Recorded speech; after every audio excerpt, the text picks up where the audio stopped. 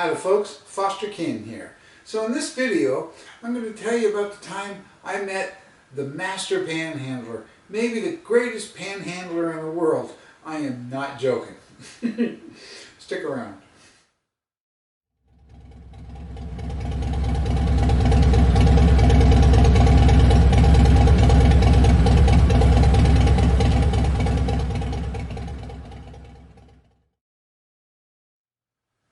Now, one of the things you run into when you ride around the country is people, usually at gas stations, asking for money. It's a common occurrence, especially in higher population areas. And it's happened to me so often that I can now spot a panhandler long before I reach my gas pump. Now, most of them are, the usual, hey, can you spare a little? And then there are the downtrodden ones, shuffling feet, drooping eyes, who meekly ask, think you could help me out? And then there are the direct ones. I just need $1, man.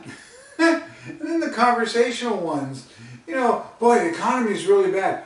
I went fishing yesterday. You into college football? And then there are the proud ones. I got a job. I got an income. I'm just in a bit of a pinch right now. And then they're the ones who act like your best friend, giggling all the time like you're sharing inside jokes. And then, once in every other blue moon, you run into someone like Skeetz. Oh, man. Now, I'm at a pretty big gas station convenience store in Columbia, South Carolina. It's the capital. Sitting outside next to the bottles of blue windshield washer fluid, looking at a map, trying to figure out that when I leave, should I make a left turn or a right turn? When Skeetz comes over, plops down next to me, and with no preamble at all, starts his spiel. And man, what a spiel it was. His family is stranded in a motel room because they can't pay the bill. And they can't pay the bill because they lost all their money when his wife's purse was stolen. Now, he has the money at home. He has the money to pay for everything. But he can't get it because the money transfer computers at Walmart and CVS Pharmacy have broken down.